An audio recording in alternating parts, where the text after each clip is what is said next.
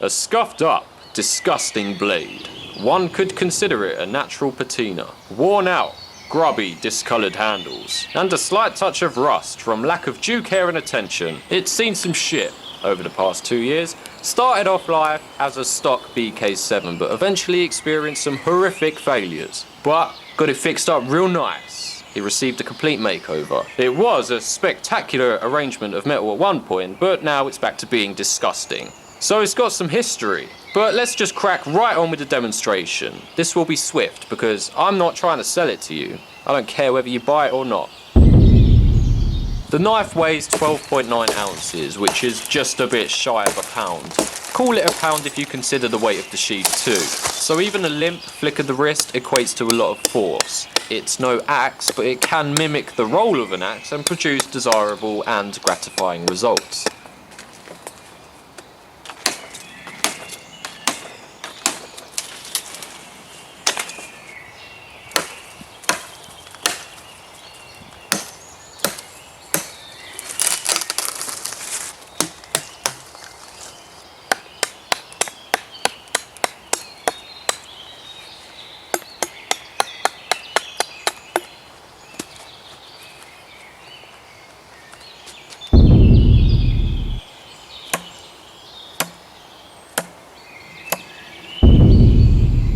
It's a sharp piece of metal that cuts things, and it cuts things incredibly well.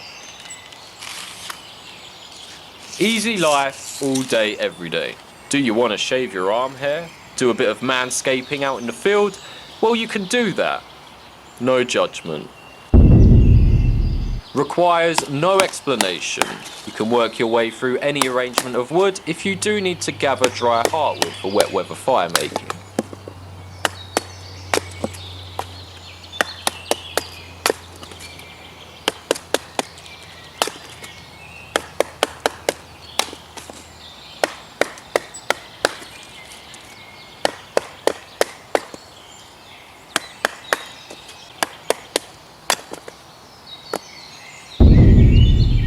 Has a real nice drop point tip, so if you want to stab things, you can stab things. The metal is 1095 Crovan steel, if that means anything to you. It's not Chinese mystery metal, let's put it that way. It's good stuff. Jimping on the spine, so if you do have to do any carving work, you can thumb drive. That makes for an easy life. The base of the tang makes for a good pummel, for all your pummeling and bludgeoning needs. Fresh out the box, it's protected with a black epoxy powder coating, so you won't be getting spotted by any Argentinians due to sun glare while you're out in the woods playing Action Man. The BK-7's blade length is 7 inches, 12.75 inches overall, a good compensator for a small penis. Blade thickness, 0.188 inches wide. If you use primitive imperial units, if you're a metric system master race, then it's 4.7 millimeters. Half a centimetre. Pretty fat.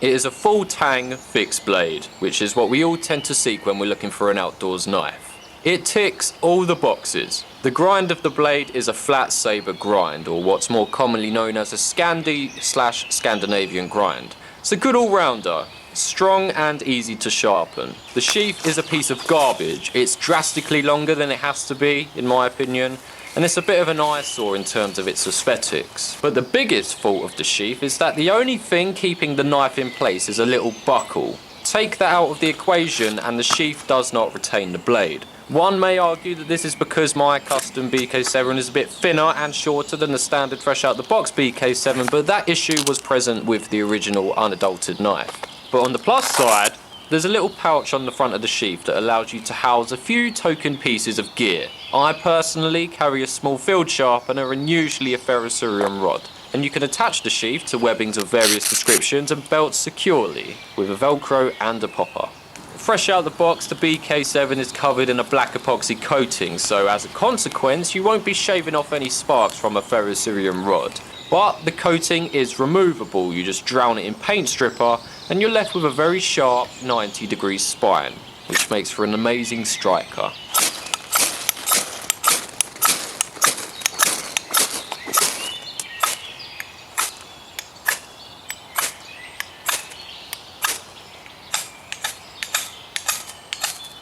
But let's rewind. What happened here then? Negligent abuse of the knife is what happened here. Let me tell you a story. On this particular day, I had a list of things to do. First thing on the list was to create a burn bowl, which is just a block of wood that has a hollow cavity burnt out by embers. The weather was not on my side though. It was damp, humid, wet, cold and slightly drizzly.